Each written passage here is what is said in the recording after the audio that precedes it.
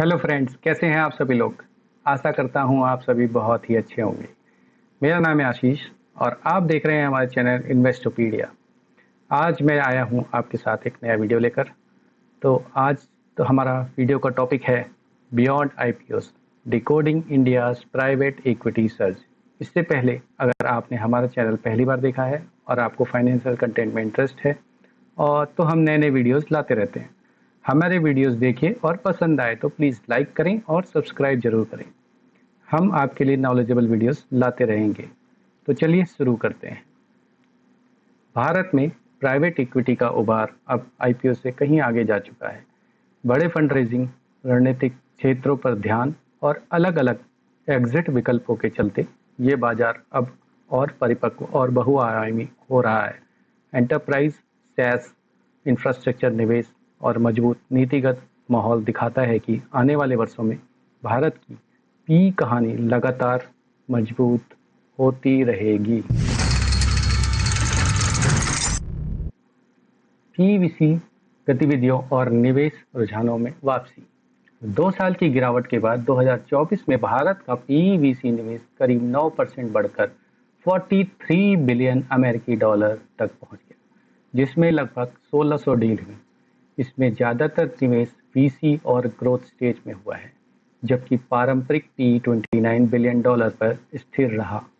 2025 की पहली छमाही में बात करें तो लगभग 593 डील्स के जरिए 26.4 बिलियन डॉलर का निवेश हुआ है, जो कि सेकेंड हाफ 2024 की तुलना में 11% ज़्यादा है। 2024 से 29% कम।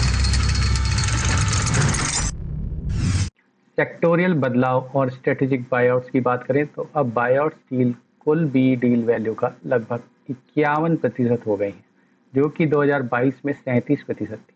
इसका मतलब है कि निवेशक अब गुणवत्तापूर्वक कंपनियों को खरीदकर स्केल और वैल्यू क्रिएशन पर ध्यान दे रहे हैं। अगर हम सेक्टर और निवेश की बात करें तो रियल एस्टेट और इंफ्रास्ट्रक्चर सेक्टर्स में 2024 में सबसे बड़ा सेक्टर लगभग 16% निवेश आया है। डील वैल्यू में लगभग 70% की बढ़त हुई है। फाइनेंशियल सर्विसेज में खासकर हाउसिंग फाइनेंस और एमएसएमई और लोन प्रोडक्ट्स के कारण लगभग 25% की बढ़ोतरी हुई है। हेल्थ केयर की बात करें तो medical take, pharma contract manufacturing और क्षेत्रीय हॉस्पिटल नेटवर्क्स के कारण 80% की बढ़ोतरी हुई है। आईटी, आईटीईएस, खासकर कंपनियां जैसे जीईबीबीएस, वीईई और इन्फिनिक्स की वजह से 300% का उछाल आया है।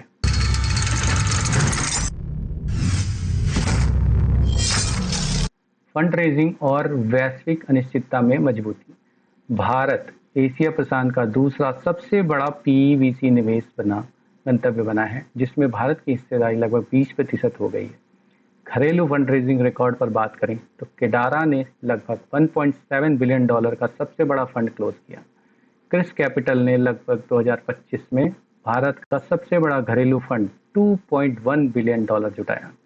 और ड्राई पाउडर की बात करें तो दुनिया में कुल 2.7 ट्रिलियन डॉलर मतलब भारत केंद्रित 20 बिलियन डॉलर, जिसमें भविष्य में काफ़ी तेजी की संभावना बनी हुई है निवेश की। एग्जिट डायनेमिक्स की बात करें तो बियॉन्ड जस्ट आईपीओस 2024 में एग्जिट वैल्यू में लगभग 33 बिलियन डॉलर, लगभग 16% की बढ़ोतरी हुई। पब्लिक मार्केट एग्जिट 51% से बढ़कर 59% हो गया, जो कि ज़्यादातर आईपीओ और ब्लॉक ट्रेड्स के जरिए हुआ। अन्य एग्जिट विकल्प भी बड़े हैं। फॉर एग्जांपल, ब्लॉक ट्रेड्स में लगभग 30% की बढ़ोतरी, 10 बिलियन डॉलर की बढ़ोतरी हुई है। आईपीओ एग्जिट की बात करें तो 2024 में 31 हो गए, जो कि 2023 में 20 हुए थे।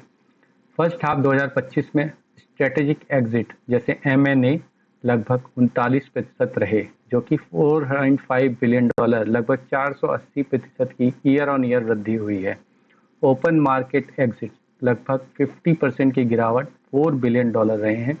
और पी बैग्ड आईपीओ 2 गुने से ज़्यादा, जो कि 2024 में 753 मिलियन डॉलर आईपीओ थे, 18 आईपीओ, जो कि 2025 में लगभग 1.5 बिलियन डॉलर, लगभग इसी साल में 8 आईपीओ में हुआ।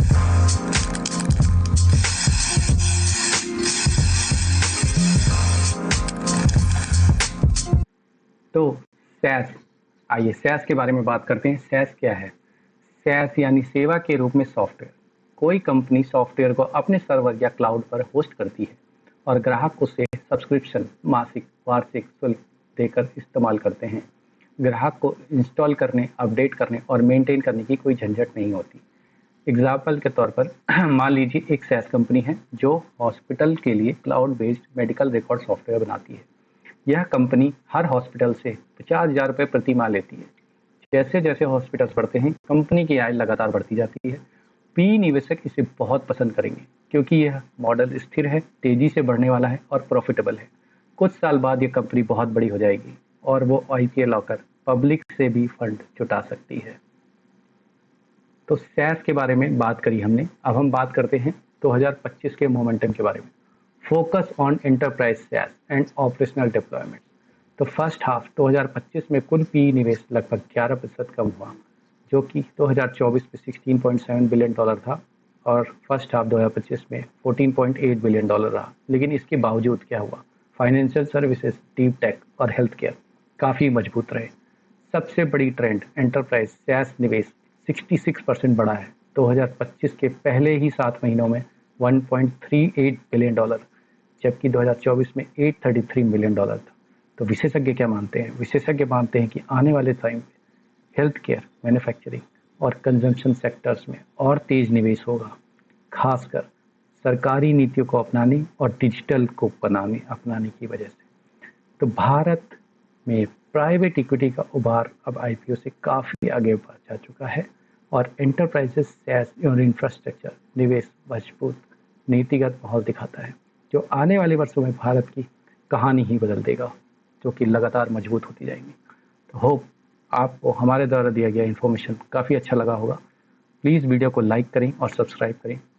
अपना बहुत बहुत बहुत ख्याल रखें। वीडियो में बने रहने के लिए धन्यवाद and thanks for your watching.